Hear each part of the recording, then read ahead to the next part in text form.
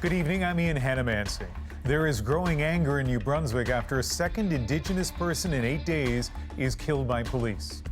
You can't go in a situation and kill us. You can't do that. We are people. Everybody knew about it. And yet, because he was wealthy or, a so-called success story, he just rolled through, hurting people. Two Canadian women who say they were raped by designer Peter Nygaard tell their stories. A wild hailstorm leaves some serious damage in Calgary.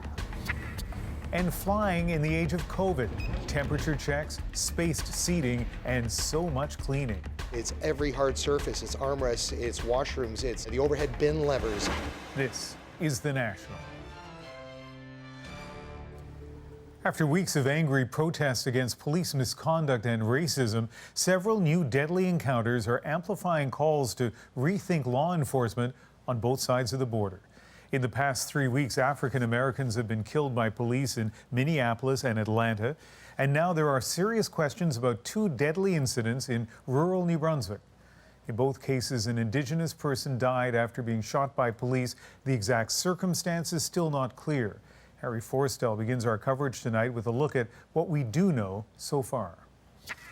In just over a week, two Indigenous people have encountered police in New Brunswick, and in both cases wound up dead. Chantal More was shot to death by local police in Edmundston, New Brunswick, during a so-called wellness check. And on Friday, RCMP, responding to a call about an unwanted person in a home, shot and killed 48-year-old Rodney Levi. For some in Levi's community of Metapanagia, it was simply too much. This happened just right down the road where I live, and they shot an Indian. My blood. Our ancestors fought for us to be living in a free country where we could live in peace. And this is what we get. RCMP are saying little about the events surrounding Levi's death.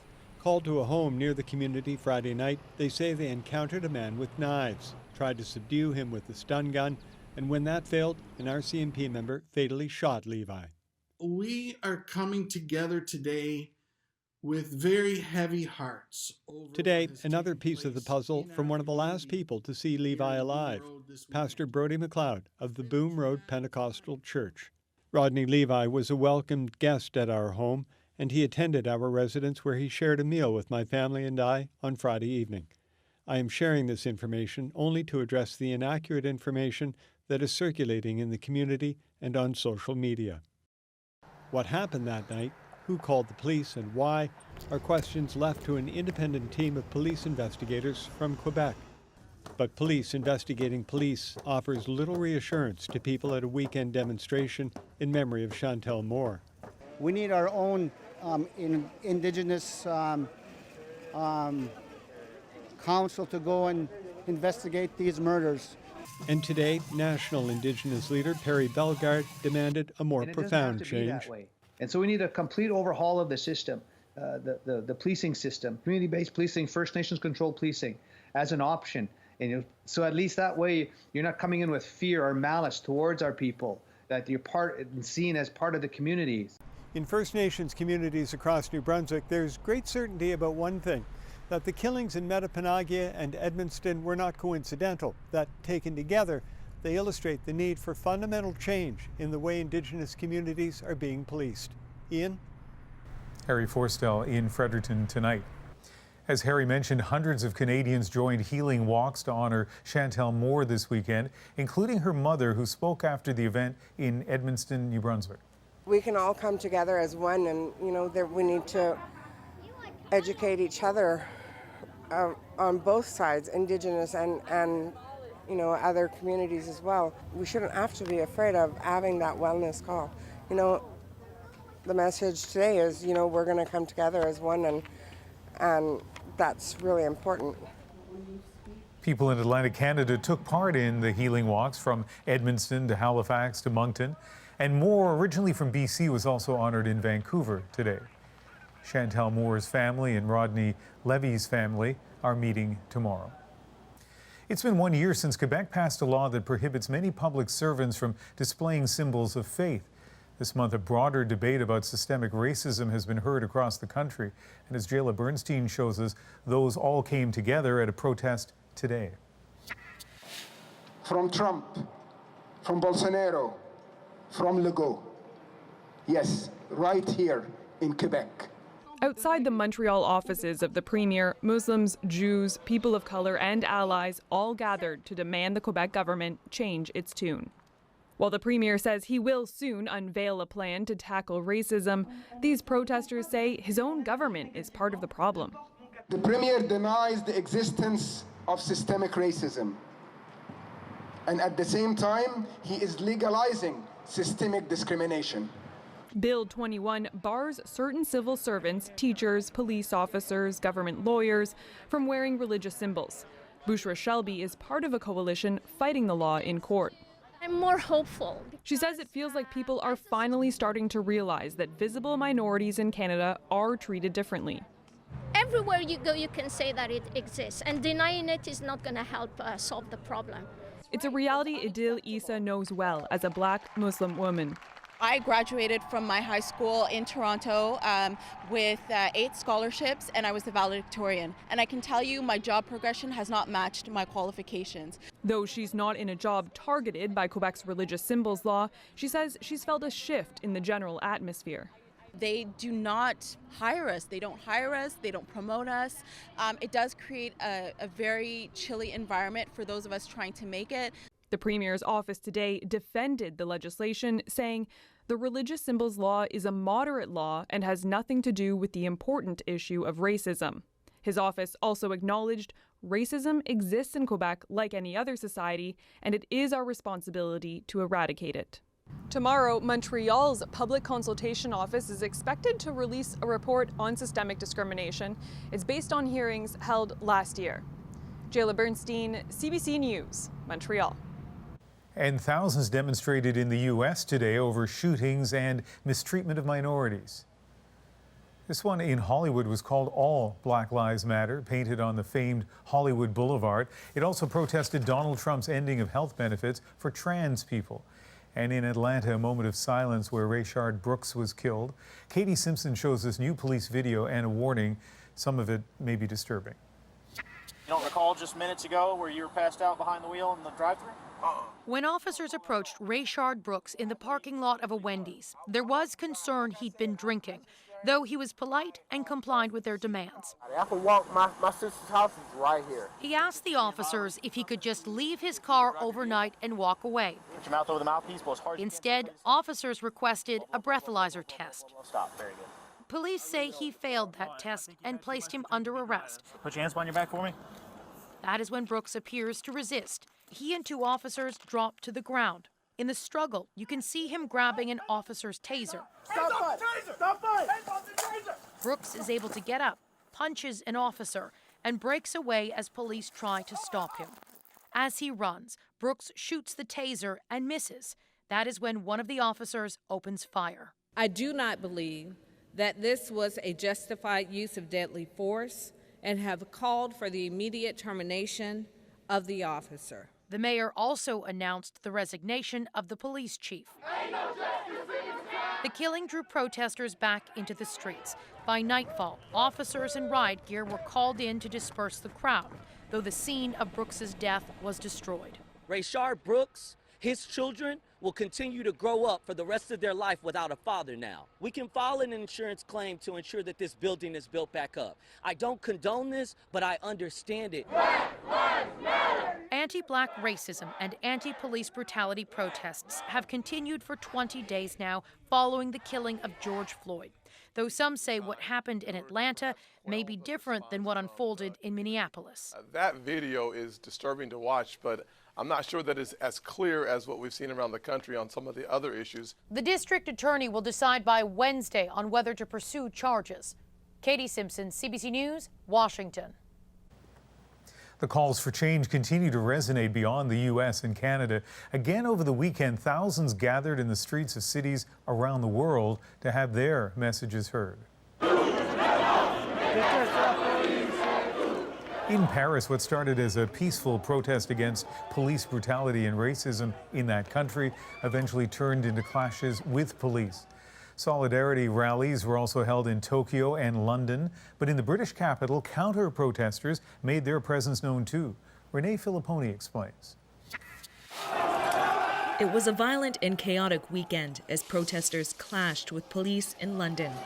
6 officers were hurt, 100 people arrested.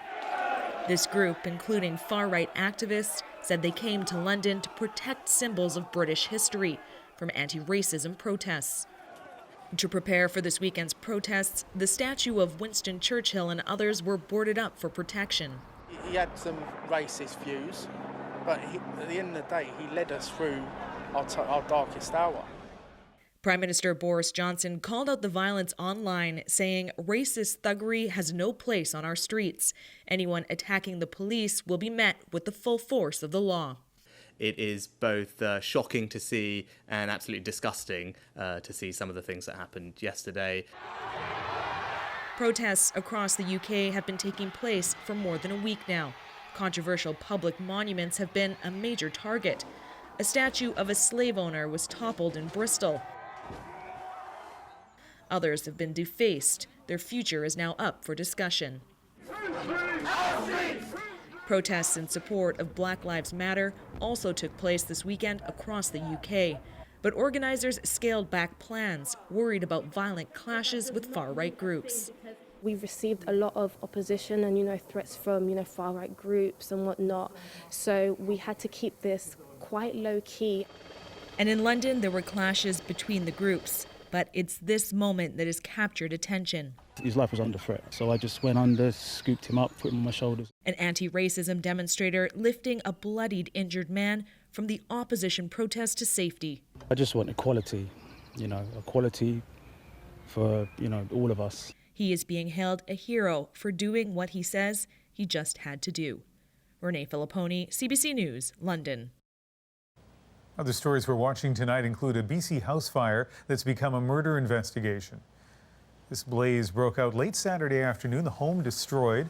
While police say 3 bodies were found inside, 1 death is being considered a homicide. In Calgary, they know what it's like to get pummeled by hail, but what hit this weekend was extraordinary, even by Alberta standards. As Briar Stewart shows us, the cleanup continued long after the storm moved on. Vehicles plowed through a few flooded intersections in Calgary today, while some still sit where they were abandoned last night amidst this. Wow. Even in an area known for sudden storms, this was something else. I've never seen anything like it. Then there was the sound as hail pummeled anything in its path. You can really hear that roar, and it's just, I've never heard anything like it. Josh Brown took this video inside his house in northeast Calgary. His children hid in the basement while he and his wife kept watch on the windows. Oh, any second that whole thing's gonna go. Not far away, this is what Jennifer McKenzie saw from her balcony as winds up to 100 kilometers an hour whipped through. I literally was feeling the entire building shaking. And I started getting really scared. When it was all over, it looked like winter, and all that massive hail was destructive. The whole front windshield, the hood, that's all smashed. Saab Taleb's 2 vehicles were left dented and undrivable. Homes, cars, all damaged from the hail, like almost the size of a baseball. Outside of the city, storms rolled across the southern part of the province. At least 1 tornado touched down. As the cleanup continues in Calgary, Josh Brown says on his street, everyone is pitched in. Everybody was helping everyone, patch up their windows and skylights and, vacuum up glass out of their cars and whatnot. That guy threw rugs over his car. I don't know if it helped much. Now people are left to file their insurance claims. Everybody's got a smashed windshield. While there's no official estimate on damage, it will likely be in the millions. Briar Stewart, CBC News, Vancouver. And turning now to the COVID-19 situation and what appears to be signs of progress in central Canada, where recoveries now far outstrip infections. Ontario reported 197 new cases today and over twice as many recoveries, 423. In Quebec, the spread is even higher, 128 new infections and more than 3 times the number of recoveries, 461. Overall, Canada has some 30,000 active cases of COVID-19. During this pandemic, some businesses are being forced to find ways to save money, but it seems not all of them are legal. Rosa Marcatelli tells us about workers at one national company who've decided to go public about their experience. I will do whatever I can. The message was delivered in April, and it came from the big boss in this internal company video. I'm asking everyone to work a full week and to record an additional 8 hours of vacation onto your timesheet every week in April and May. This reduces our compensation costs and permits us to avoid mass layoffs. That's Franklin Holt-Forster, the CEO of Collier's Project Leaders. It's a high-profile company that's received hundreds of millions of dollars worth of government infrastructure contracts over the years. He's asking employees to give up paid vacation days and falsify time cards or risk job losses during the pandemic. If we all surrender a bit of future vacation, we can keep our coworkers and ourselves employed. He said it was voluntary. We spoke with employees who didn't see it that way. CBC agreed not to identify them because they said it could jeopardize their employment. Someone else is reading their words. There's so much fear that if you don't do this, you're going to lose your job. I know a lot of my colleagues are struggling. Any colleagues that haven't been here a year are now in the negative with their vacation time. I felt that is absolutely unacceptable. Reducing the number of paid vacation days required by law and falsifying time cards is unethical and illegal, say lawyers. The pandemic has been tough on Canadian workers, and abuses are common, says this attorney. What I'm seeing is that employers have quickly and simply forgotten about employee rights. It is a constructive dismissal law to cut salaries, to take away vacation time, to lay people off in most provinces in Canada. And yet they're doing it willy-nilly. After hearing from Go Public, Collier's Project Leaders apologized, saying it would reinstate the vacation days. Despite this initiative being implemented with the best of intentions, the company said, we understand that some employees felt pressure to participate and wound up working during their time off. That's not what was intended. The company also said it tried to cut costs in other ways, but it wasn't enough after it saw a huge decline in revenue and the prospect of layoffs loomed. Rosa Marcatelli, CBC News, Calgary. CBC News has learned a Canadian scientist sent vials of deadly viruses to a controversial lab in Wuhan, China last year, months before she was escorted out of Winnipeg's National Microbiological Lab and stripped of her security clearance. The government is investigating, but as Karen Pauls reports, experts are already calling for more clarity. It's suspicious, it's alarming, it's frightening, it's perhaps life-threatening.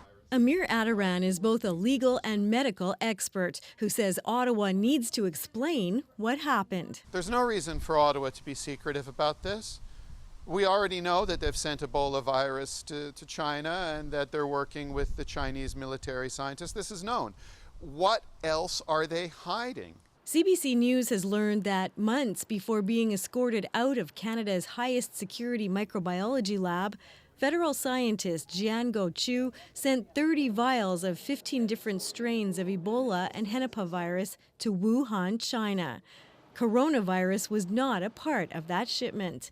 Access to information documents show the head of the lab in Winnipeg and his bosses in Ottawa had questions, asking in emails where the package was going, what was inside, and if it had the proper paperwork. The Public Health Agency of Canada says this shipment is not connected to the ongoing RCMP and internal investigation, but it won't say what is. One of the leading reasons that China might want to have a large catalog of Ebola genetic material is because they're doing what's called gain-of-function experiments. And what that means are experiments that make the virus more dangerous or more deadly. It's a sort of research that we don't do in Canada, that is frowned upon in most parts of the world, and I'm afraid we may just have helped them. This former diplomat says the vacuum of information is a concern. Is this a serious problem, a minor problem, an administrative oversight, something more sinister? There's also a danger, if you don't provide information, that people will jump always to the worst conclusion. No one from the lab, from Health Canada, or the Public Health Agency of Canada would comment on this story, and we've never been able to reach Jiango Chu. Karen Pauls, CBC News, Winnipeg. A Manila court has issued a verdict in a case closely watched around the world. Maria Ressa, one of the Philippines' most prominent journalists, has been convicted of libel. The case is one of many the government has aggressively pursued against Ressa and her news site in what critics say is an effort to silence the independent press. She and a co-defendant face up to 7 years in prison. The fact that an arrest warrant has been issued, well, really interesting. This is Maria Ressa when she was arrested on the libel charge last February. And if she looks used to this, she is. Arrests have become part of the job. Happy Friday, happy weekend. Arrests, that's with an S. I post bail 8 times so I could keep working. Her news site, Rappler, is on the Philippine President Rodrigo Duterte's bad side. It shed an unflattering light on his government's drug war, in which human rights groups described thousands of police killings as summary executions. Rappler uncovered online disinformation networks pushing pro-government messages and threats against Ressa and other journalists. Have you been threatened with violence? Yes. Have you been threatened with death? Yes. Has the violence been described to you? Yeah, blow my head off. Ressa was named a Time Person of the Year in 2018 for her journalism in the face of persecution. And she told Adrian Arsenault why that work was important. It's an existential moment for democracy because a democracy is anchored in an information ecosystem. And when the integrity of the information ecosystem is compromised, which is where we are today, democracies crumble. And the perceived peril for press freedom in the Philippines goes beyond Ressa. Now signing off. Last month, after a long-running feud with Duterte, the country's largest broadcaster was forced off the air. For Ressa, this conviction isn't the end of the ordeal. It's just one of 11 cases brought against her and Rappler since 2018, most of them still outstanding. 2 women who say they were raped by a former Canadian fashion executive are telling their stories publicly for the very first time, breaking their silence about Peter Nygaard just ahead. Plus, COVID-19 put the spotlight on the wildlife trade, why that could be good news for little guys like this pangolin. Actually, had him squeak. But first, if your chip consumption has increased over the last few months, you are not alone. I find out how the pandemic has changed everything about manufacturing right after this.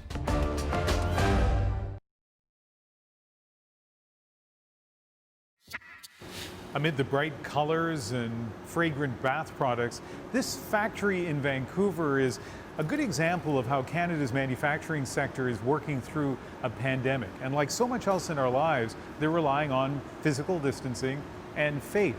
In this case, that workers will be safe and customers will come back. When Lush Cosmetics shut down its stores across North America in March, this plant closed as well. But as online sales started to grow, the company realized it needed a plan, not just to reopen, but also to rethink production. Perhaps the biggest change, creating more space between workers. That means that we've really reduced the number of staff that we have working in any one room. In a room of this size, you would typically have 20 to 25 people working in a day. And right now, as you can see, we have about 6 to 8 people who are working during the shift. Willis says Lush didn't just need to make the workplace safer from COVID, they needed to make sure their workers felt safe when they returned. Did you feel a little nervous when you first walked in? A little bit, yeah, because it's like you come in and you're like, well, do I have to stand like how far back, or can you say hi, that sort of thing, right? But everyone was ready to make sure everyone was more aware of their surroundings. Everyone was ensuring that everyone was keeping distance toward each other, so everyone is looking out for each other.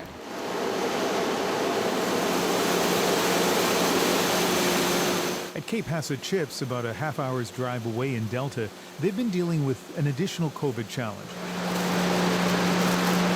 Not just stricter safety measures, but soaring sales as well. Things usually slow down after the Super Bowl and before summer, but not during a pandemic. We all went and visited grocery stores and saw just shelves empty. And we said, well, we need to get our products back into stock. So our team worked really hard. They all put in extra effort, and they're able to extend the 5-day operation that we have, 24 hours a day, into a 7-day operation within 2 weeks. Stephen says chip sales are up more than 40%. Other products from their U.S. plants are also in greater demand, but early on they had to close in Wisconsin for a few days after 3 workers tested positive for COVID-19. A reminder of what could happen if they didn't make the right changes quickly. And how many people would have been around here? 4 people. In the old days, February, workers would be crowded around this table. Now they're masked, distanced, and behind plexiglass. They're also getting a bonus, a couple of dollars more an hour. But while they're busier than usual here, the story for manufacturers across the country depends on what they make. In some sectors, they've had a really hard time because demand fell precipitously, like aviation and auto and their whole supply chain. But in other things like consumer products and food, demand has been pretty steady. And in those cases, they've had more to deal with how to keep operating to take care of their employees. At Lush, fewer people in the plant means lower output, but that's okay for now. Sales are about half of what they'd usually be this time of year. But as stores start to reopen, and eventually there's the holiday season, these spaces may need to be reconfigured again. All right, we're going to show you now another place that very few Canadians get to see, what it's like to take a flight during the pandemic. Ashley Burke shows us how a low-cost carrier is trying to bring customers back. 36.6 sounds good. Okay, so you can. This is the new reality. And I'm just going to take your temperature, if you don't mind. Flying these days looks and sounds like a trip to the doctor. You're good to go. Do you have a fever, a cough, or any difficulty breathing? No. And with as little contact as possible. Would you like some hand sanitizer? There you go. Certainly the glamour is out of flying right now, and people are very quiet. They board the airplane with social distancing. Flair Airlines is a young company trying to recover from an estimated $90 million reversal in fortune due to the pandemic. And when did you want to travel? The carrier is ramping back up next month at a time when people are hesitant to fly. It's a chicken and an egg problem. You can't attract passengers if you don't have a flight. If you have a flight and people don't show up, you have to operate it. If you operate it at a loss, eventually you'll go out of business. Already, Flair has cut routes and laid off half its workforce. Now it's focused on safety as a way to get customers back on board. Cleaning for most airlines, it was a vacuum, it was a dusting. If there was a dirty tray or something like that, that got wiped down. And for us right now, it's every hard surface. It's armrests, it's washrooms, it's the overhead bin levers, it's anything our customers can touch. And we're satisfied with that. That deep clean happens after every flight. There are no meals or drinks on board, and no one crammed in the seat next to you. The biggest concern is that COVID's going to come back again and that people are going to get burned again. This consumer advocate warns it could be a long time before passenger confidence is restored. Either that they're not going to be able to fly where they want to go and they won't get a refund, or that they're going to get to their destination and find that things are closed. Flair is asking the federal government for tens of millions of dollars in loans to restart its routes, money that banks won't give them, saying there's too much risk. Ashley Burke, CBC News, Ottawa. Next on The National, breaking their silence. But I was scared of my life. I was scared of all of it, and I was scared of retribution. 2 Canadian women who say they were raped by Peter Nygaard are telling their stories publicly for the first time. The Fifth Estate investigation right after this.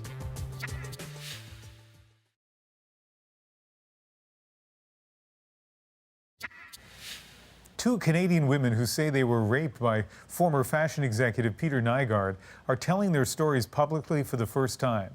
Nygaard is named in a class action lawsuit in which 57 women have accused him of rape or sexual assault. Those allegations haven't been proven in court, and Nygaard has denied them. The Fifth Estate's Bob McEwen has more. 2 women with a lot in common, both Canadian, both with successful careers, and both say Winnipeg fashion executive Peter Nygaard raped them. I will do what I have to protect myself. Actor April Tulloch is from North Vancouver. I felt an immense amount of guilt over the fact that I had not charged him at the time, and felt like I could have perhaps prevented some of that from happening to other women and girls and children. International fashion model and Winnipeg native, Casey Allen. How could somebody like him go on for 40 years? Police knew about it, media knew about it, everybody knew about it. Their accusations are among the dozens of claims of rape and sexual assault against Nygaard by women from Canada, the US, and the Bahamas. Casey Allen's case is one of the earliest, going back over 40 years. It was the fall of 1979. Allen had just started at the University of Manitoba. Growing up in Winnipeg, Peter Nygaard was very much on the radar.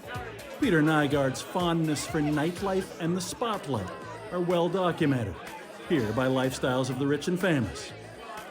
In Winnipeg, a popular dance club was Bogart's, where Nygaard was a regular. The Finnish immigrant turned multimillionaire was then 38. Casey Allen, not yet 18. I'm not sure at the age of 17 that I was aware he was a predator, but we all knew that he was pushy and bad news. She says one night, Nygaard offered her a ride home. Instead, he took her to a company warehouse where he had an apartment. He threw me on the bed, pinned me using his forearm across my throat, ripped off my underwear, I would have been wearing a dress, and raped me, with me fighting as hard as I could. It wasn't date rape, it wasn't, oh, come on, please, please, please, no, no, no, come on, come on. It was full-on, fast, brutal, physical rape. Casey Allen says she didn't tell her parents what happened, but did describe it to close friends. And I certainly told everybody who was close to me that I'd had a bad event. And so that puts me in a situation where I'm not having to say this for the first time to people. My friends and family aren't hearing this for the first time. Casey Allen went on to a modeling career in the US and Europe. Today, she lives in Savannah, Georgia, still trying to forget that awful night in Winnipeg, she says. Wearing Nygaard clothing. And April Tellick has a memory she can't forget either. In Winnipeg, in 1993. She was 20, Nygaard, then in his 50s. Really, as a friend? Tellick was representing Canada in international beauty pageants when Peter Nygaard invited her to model his new fashion line in Winnipeg. So with a ticket from Nygaard, she arrived in November 1993. Driven from the airport by a friend who happened to be a Nygaard relative, she was taken to Nygaard's warehouse apartment, where she says she soon realized what he wanted. He exposed himself, and he wanted me to give him oral sex. I was terrified of him, but I turned away and tried to crawl over the couch away from him, and he flipped me around and obviously wanted to have sex with me, and I was fighting, saying no. And then I just lay there and let it happen. According to April Tellick, she was held against her will, raped, and sexually assaulted. And she says the door from the apartment to the warehouse was always locked. Finally, when Nygaard fell asleep, she made a phone call from the apartment bathroom, asking another friend, also a Nygaard relative, to come and get her. She says that's when she discovered the key to the door. After she was picked up outside, she called her parents, who'd already reported her missing to the RCMP. The Mounties asked the Winnipeg police to check on her. April says she was too afraid to tell them what happened. Did you tell your parents all of it? I didn't tell my parents that I was raped. She says back home in North Vancouver, she did tell her parents and the police she'd been held captive. But she took her father's advice not to press charges against Nygaard. But I was scared of my life. I was scared of all of it, and I was scared of retribution. April Tellick and Casey Allen, after their encounters with Peter Nygaard, decades would pass until this past February, and this. A titan of Canadian fashion is facing sexual assault allegations from victims who were as young as 14 at the time. The announcement about the U.S. class action lawsuit would inspire both of them to speak out. I'm enraged by the fact it took a civil lawsuit to gain the attention of authorities. No, I would rather not be part of a class action suit. I'd rather be on the witness stand, sending that man to jail. I want him to go to jail. I want him to pay for what he did, and then maybe he'll go away for good. Including them, the Fifth Estate has now spoken to 9 women who've told us they were raped or sexually assaulted by Peter Nygaard. Through his lawyer, Nygaard has denied it all, claiming those accusations are fabricated and paid for as part of a conspiracy to destroy his reputation. And Nygaard's lawyer called April Telek's story that she was held captive impossible, arguing someone in the busy warehouse would have noticed her.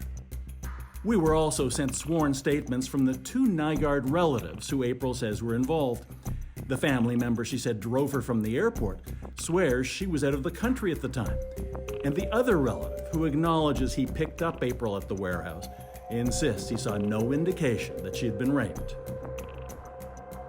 April Telek and Casey Allen have now added their names to that U.S. civil lawsuit, and both say they would welcome criminal prosecution too. I would love to pick up the phone and tell a police officer my story. Anything within my power that can advance their case, and if that's filing charges personally on my own behalf, I will, after this interview is over, I'll pick up the phone and call Winnipeg. And Casey Allen told us that's exactly what she did. She says she expects to meet with the Winnipeg police in person before long. Bob McEwen, CBC News, Toronto. And you can read more about the Fifth's investigation into Peter Nygaard on our website, cbcnews.ca/fifth. Next on The National, Margaret Evans on the surprising effects of the global lockdown on the wildlife trade. We're back right after this.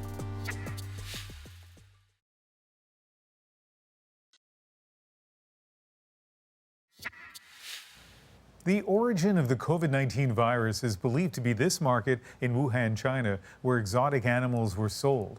But while research on the virus continues, China has already issued a limited ban on the sale of wildlife.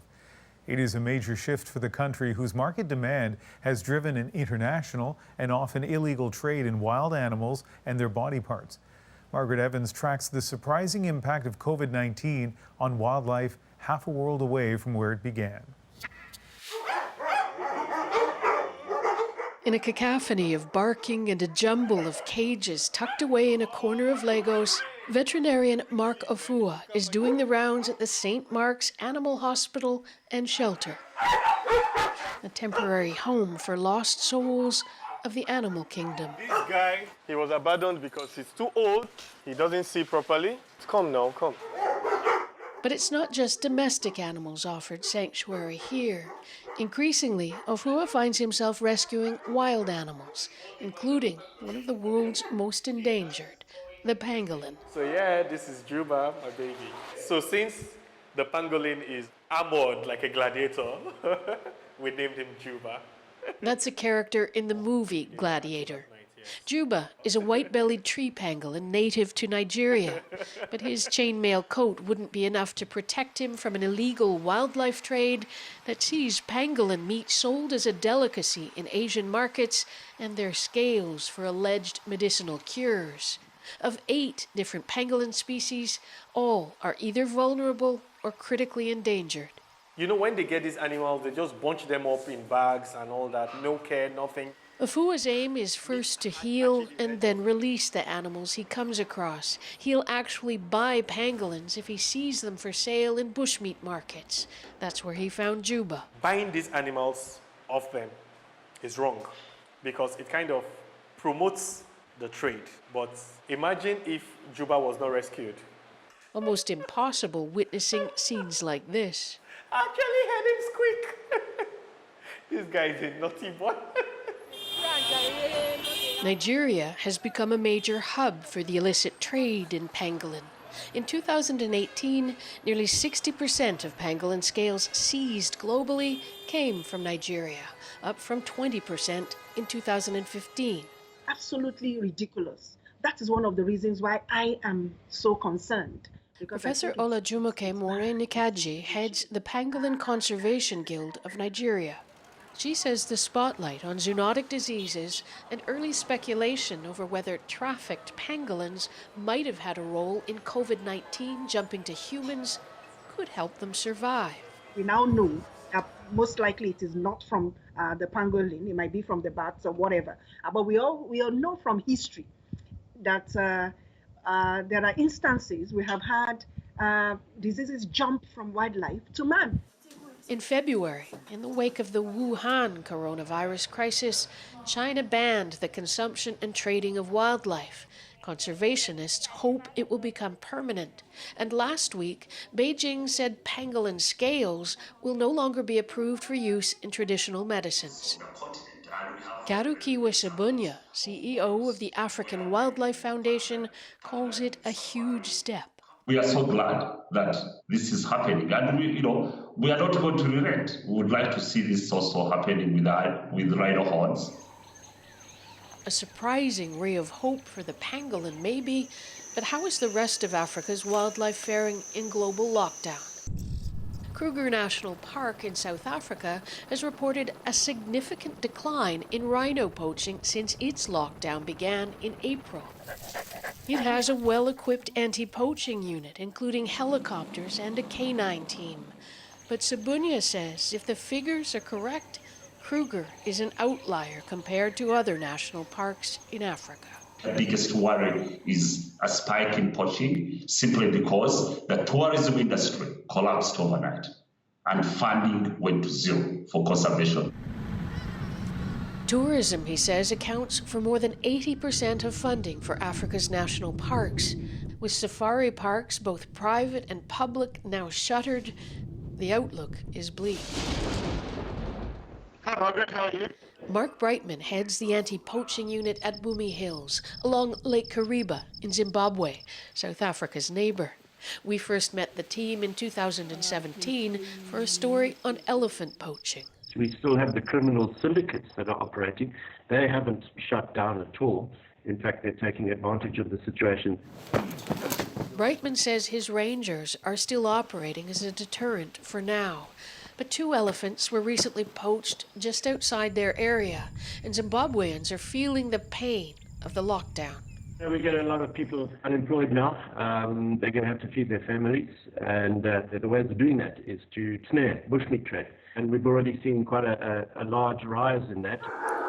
Back in Lagos, it's feeding time at the sanctuary. Some baby civets and, of course, Juba, anxious for his turn, and Dr. Afua, happy to oblige, clearly compromised. I pray every day for grace to be able to let him go when it's time.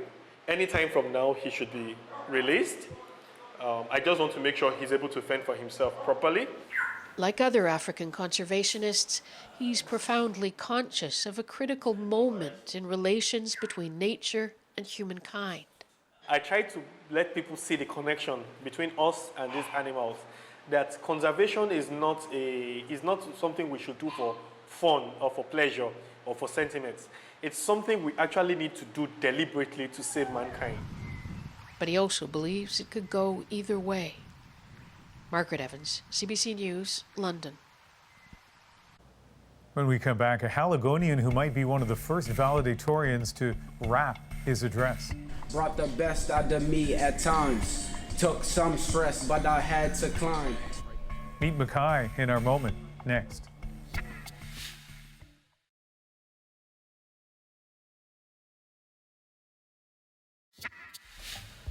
The class of 2020 is graduating during an unprecedented time. And for one graduating class, they're getting a very different valedictory address. Mackay Clayton rapped his virtual valedictorian speech. He says it gave him the ability to express his thoughts and memories to his classmates. And it's our moment. High school, me and my dogs in the lobby.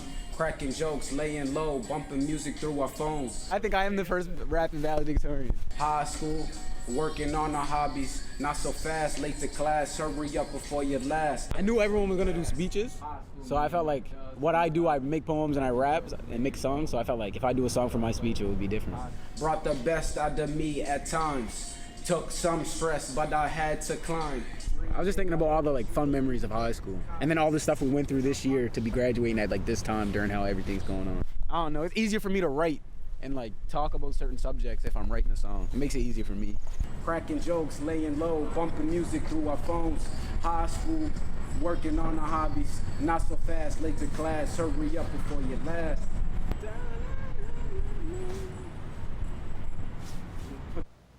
By the way, Citadel High School, besides having a valedictory done in rap, is doing another interesting thing, or has done another interesting thing. 8 valedictorians in all, each of them given 2 minutes, and from what I understand, part of that was in order to have lots of different voices saying goodbye on behalf of the class of 2020. Interesting idea. That is The National for Sunday, June the 14th. Good night.